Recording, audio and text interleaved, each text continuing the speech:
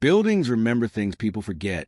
Swimming pools remember in the way water clears, how long it takes a cloud of color to vanish, lane by lane, when nobody but the technician is watching.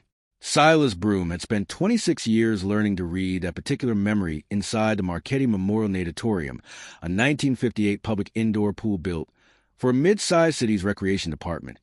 Its original 8-lane competition, pool still hosting school swim meets and public lap sessions nearly 70 years after the ribbon was first cut. He was 60 now, pool operations technician, responsible for the water chemistry, filtration, and circulation system that moved 250,000 gallons quietly beneath swimmers who never once thought about what kept that water clean.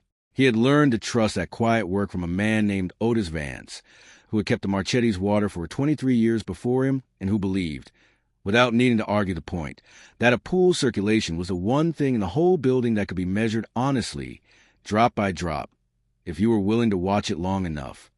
Silas started at the Marchetti at 34, hired as Vance's assistant during the summer when the city's swim program was expanding faster than the aging mechanical systems could comfortably support. Vance was 61 then, methodical and unhurried, a man who could read a pool's clarity the way other men read a barometer. Every gallon in this pool has somewhere it's supposed to go, Vance told him. During Silas's first week, the two of them standing at the edge of the empty pool deck before the morning swim session, while fluorescent light glinted off the still water.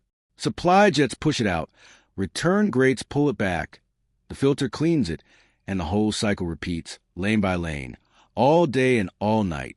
If one lane takes longer to clear than the others, that lane isn't being lazy. Something underneath it is arguing with the rest of the system. Vance kept laminated circulation charts, one per lane, recording how long it took a small dose of dye tracer to fully clear from each lane during the quarterly system tests. The city never required this level of detail. Vance did it because he believed water told the truth in a way paperwork never could, and somebody needed to be the one listening. Silas remembered the first quarterly test he watched Vance run. The two of them crouched at the pool's edge with a small vial of harmless color tracer and a stopwatch, dosing each lane in turn and timing how long the color took to vanish into the general circulation. He'd asked, honestly curious, why anyone bothered timing something that always cleared eventually regardless. Vance had capped the tracer vial before answering, unhurried as always. Eventually isn't the same as on schedule, he'd said. A pool that clears a little slower every year is still a pool that clears, right up until the year it doesn't. And by then you've got no record of when the trouble actually started. When Vance retired, he left Silas the full set of charts, along with a piece of advice Silas had carried for 26 years since. Trust the dye. It doesn't have an opinion. It just goes where the water actually takes it, not where the blueprint says it should. The Marchetti's competition pool had been built to the confident engineering standards of the late 1950s. 8 lanes, a full circulation loop with dedicated supply and return lines running beneath the deck to each lane, and a central filtration room that had been upgraded twice over the decades without ever fully replacing the original under-deck plumbing. Silas knew the building the way he knew his own morning routine. He knew which locker room shower head ran cold for the first 10 seconds every day.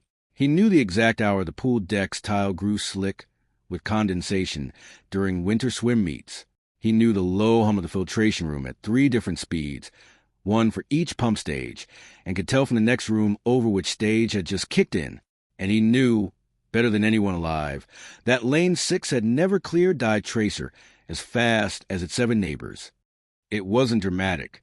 Swimmers in Lane 6 never noticed anything different about the water. Coaches never complained. Meet officials assigned lanes by seed time, not by any quirk of water clarity. And generations of swimmers had touched the wall in Lane 6 without ever suspecting the water around them behaved even slightly differently than the water 2 lanes over. But every quarterly test, when the maintenance team dosed each lane with a small, harmless amount of colored tracer and timed how long it took the circulation system to fully clear it, Lane 6 always finished last. Not by much, but by enough that Vance had started tracking it specifically rather than treating it as noise. Vance's earliest entry about it, dated 1991, read, Asterisk Lane 6 clearing slow again, 20% behind lanes 5 and 7.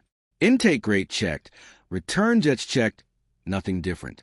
Water's moving fine on paper. Something under that lane isn't circulating the way the drawing says it should. Watching it, asterisk. Silas had read that entry during his first winter with the charts, sitting in the small filtration room office with the pumps humming steadily nearby, and had felt something settle into place that he wouldn't fully understand for years. Vance had noticed something real. Vance had never solved it, and Vance had kept testing anyway. Quarter after quarter, patient enough to preserve a pattern he never got to finish explaining. Silas continued the quarterly tests without ever being asked to. Every test, the same 8 lanes, the same dye tracer, the same stopwatch. Lane 6 finish last every single time. In his 12th year with the charts, Silas began recording something Vance's earlier entries had never quite captured with enough precision. The exact clearing time in seconds, rather than simply noting that lane 6 finish behind his neighbors. It took him nearly a decade of those precise readings to notice what Vance's rougher notes could only imply. Lane SIXS clearing time wasn't holding steady relative to the others. It was lengthening, a few additional seconds every year, slowly enough that any single quarter's reading looked unremarkable, unmistakable once laid out across 10 years of careful stopwatch figures. Every mechanical component along that lane supply and return lines still tested completely normal. The pumps were fine. The jets were fine. The grate was fine. And still, year after year, the water in lane 6 took a little longer to clean itself than the water everywhere else.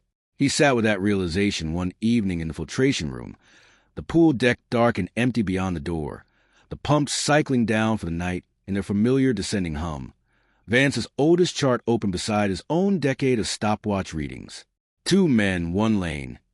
30 years of the same patient question, neither of them ever quite ready to call it solved, and neither of them ever willing to stop asking it either. If the trend had been building since Vance's first 1991 entry, something beneath lane 6 had been quietly, patiently working against its circulation for over 3 decades, hidden completely from every test that only checked whether the visible equipment was working. He thought about how many thousands of swimmers had pushed off that wall over the years. School children learning their first strokes, competitive swimmers chasing personal bests, retirees doing slow, careful laps at dawn, every one of them moving through water that had been quietly, invisibly slower to clean itself in the water surrounding every other lane in the building. He wrote a new entry beneath Vance's original one.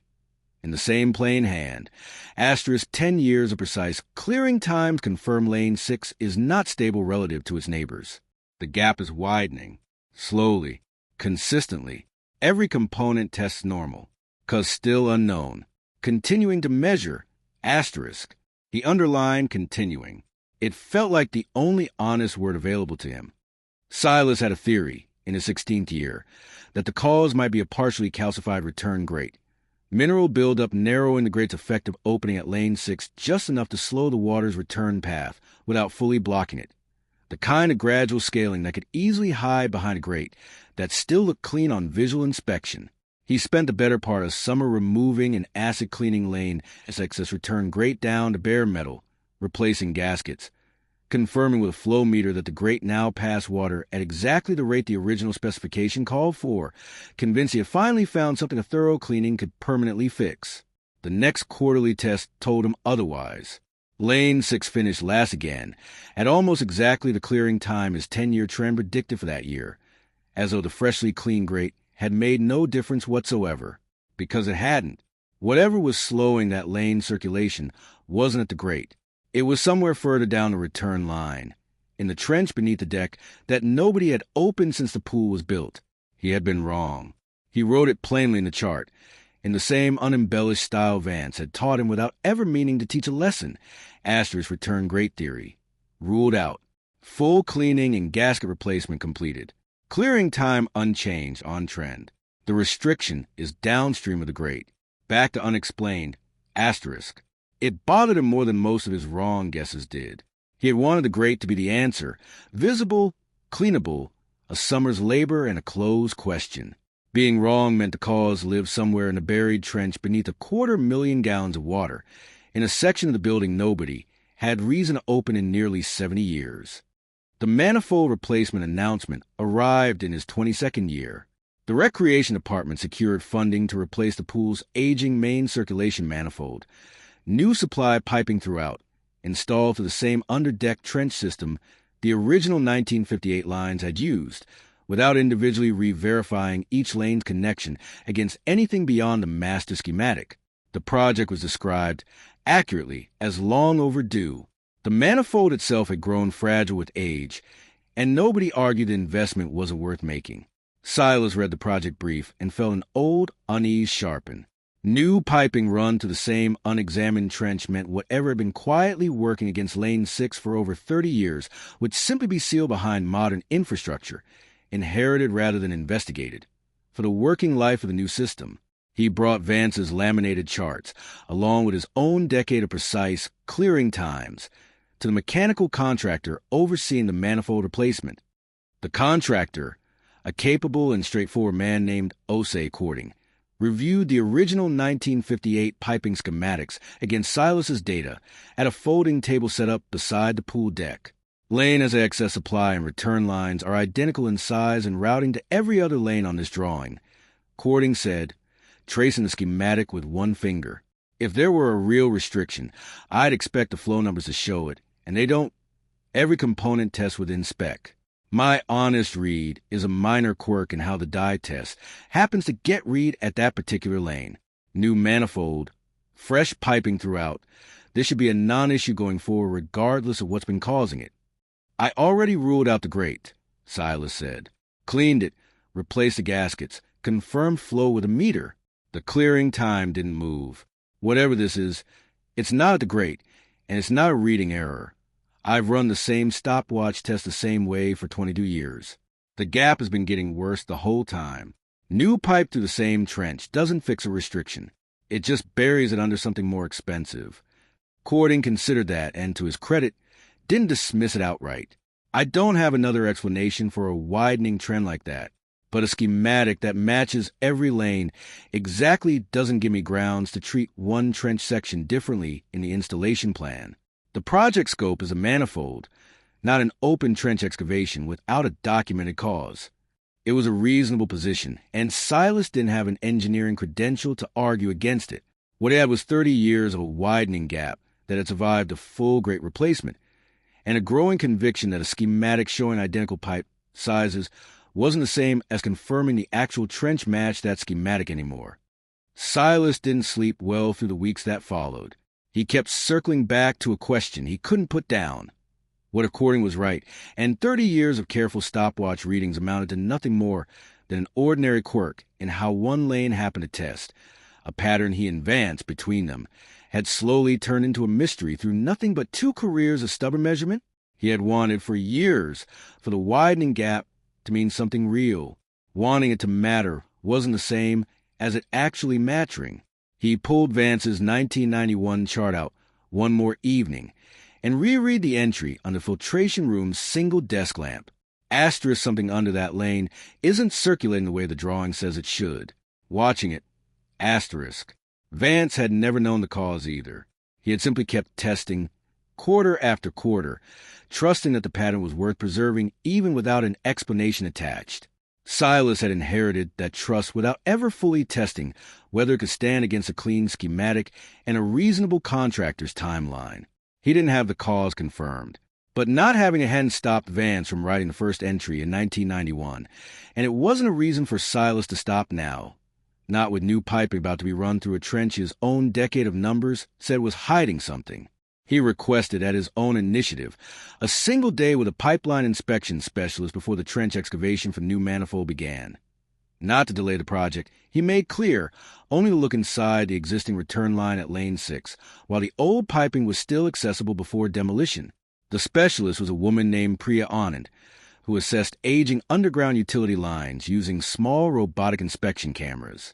She reviewed the Marchetti's 1958 piping drawings alongside Silas's decades of clearing time data, and she threaded a compact camera down Lane and access return line from an existing access point, working the length of the trench run on a quiet Monday when the pool was closed for routine maintenance. What the camera showed, roughly 2/3 of the way along the return line, explained 30 years of a gap that nobody had ever been able to name. The pipe's path took an unexpected dip, a low point that had no business existing according to the straight, level run shown on the 1958 schematic. And in that low point, the camera's light caught a thick, uneven buildup coating the pipe's interior, narrowing its effective diameter by nearly half. "This section doesn't match your drawing at all," Priya said, showing Silas the footage on a laptop propped at the pool's edge. "There's an unplanned low spot in the trench right here, and years of sediment and biofilm have settled into it. Water still moves through, which is why every flow test upstream and downstream of it reads normal. But right at this dip, the flow's been slowed and partially restricted for a long time. That's your missing seconds. That's why cleaning the grate never changed anything. The grate was never the bottleneck. When would this low point have been created?" Silas asked. Priya examined the pipe joint style near the dip. "The fittings here don't match the rest of the original 1958 run. This looks like a later repair. Someone rerouted this section at some point, probably fixing an unrelated failure nearby, and left this section installed with an unintended sag. Whatever paperwork existed for that repair is long gone. Your quarterly tests are the only record that anything changed down here at all." Silas looked at the footage again, the uneven buildup coating the pipe's interior in the small camera's harsh light. Decades of biofilm accumulated in a dip nobody had known was there. He thought about every clean grate, every tested pump, every mechanical component that had passed inspection year after year, while the actual restriction sat quietly downstream of every test anyone had thought to run. "Vance never got past the grate either," he said. "Neither did I the first time." "The grate was never lying to either of you," Priya said. "It just wasn't the part of the story that mattered. Your stopwatch was the only instrument in this building actually measuring the whole trip the water took, start to finish." Priya's findings went to the recreation department within the week.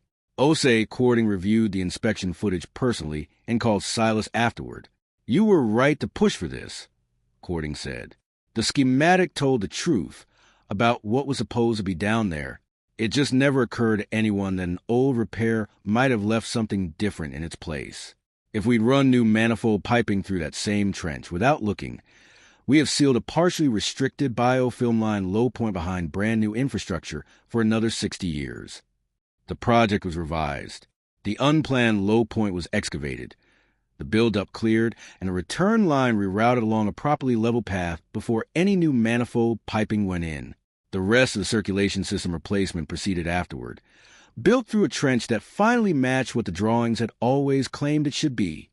The Recreation Department filed a formal note in its facilities archive, crediting both Otis Vance's original 1991 observation and Silas's 22 years of continued measurement as the reason a hidden circulation restriction had been found and corrected before new infrastructure buried it for another generation. Silas kept Vance's laminated charts. He added a final entry beneath the oldest one before moving the whole collection into the department's permanent records. Asterisk Lane 6 return line rerouted and cleared this year. Restriction traced to an unrecorded repair era low point, documented through clearing time drift since 1991. First quarterly test on record with Lane 6 matching its neighbors. "Otis, you were right. The water was never lazy. Something underneath, it was working against it the whole time. Neither of us knew what for a very long time." Asterisk. He stood at the edge of Lane 6 during the next quarterly test, stopwatch in hand, watching the dye tracer clear from the water at almost exactly the same rate as every lane beside it. For the first time in the pool's recorded history, he thought about Vance, standing at the same pool edge decades earlier, telling a nervous new hire that every gallon the pool had somewhere it was supposed to go, and that a lane which took longer to clear wasn't being lazy. Something underneath it was arguing with the rest of the system. Silas had carried that sentence through 26 years, through a ruled-out great theory, through a season of real doubt about whether 2 careers of stopwatch readings had amounted to anything more than habit. He hadn't needed to understand the cause immediately. He had only needed to keep trusting the dye, the way Vance had taught him, until the water finally told him exactly what it had been trying to say for 30 years.